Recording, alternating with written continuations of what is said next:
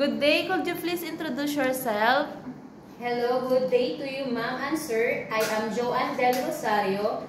I'm 30 years old. I live in Ozami City, Misamis Occidental. I'm high school graduate. I'm single. I have 3 brothers, 18, 28, 35, and 4 sisters. Their ages are 22, 24, 32, 34. Tell me about your working experience as a domestic helper. I work as a domestic helper in the Philippines in last November year 2012. How many helpers in the house?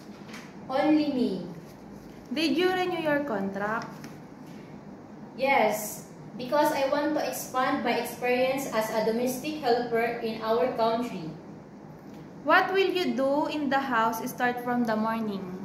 First, ma'am, I will fix myself and prepare food for my employer after I clean the house, and including windows and walls, washing clothes, and ironing, and sometimes I will wash the car of my employer. Why do you want work in Hong Kong?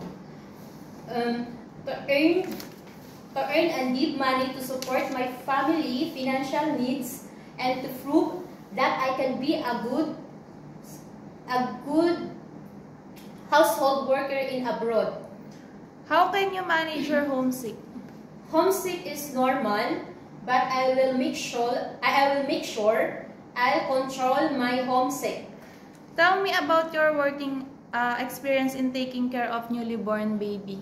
My personal experience, I am the one who look after the baby. I do feeding, changing clothes, changing diaper, prepare the vitamins, sterilize the bottles. What will you do if the baby has a fever? First, I will check the temperature using thermometer, and then I will call my employer to inform what happened to the baby. Do you have experience of taking care of elderly? Yes, I treat the elderly like my own parents, and I will follow all the orders and always give respect every time I talk to them. Can you promise not to break your 2 years contract, and how could you manage it? Yes, I promise not to break my 2 years contract.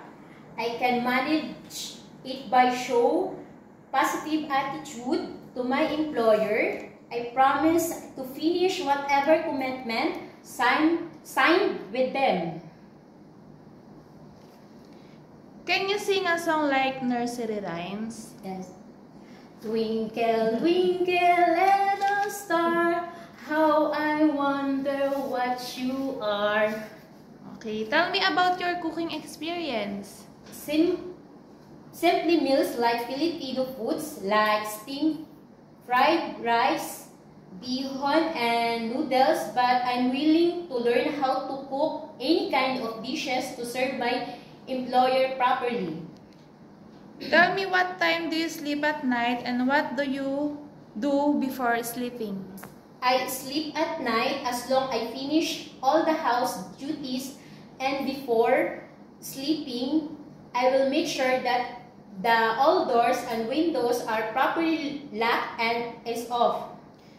Give me any messages for your future employer.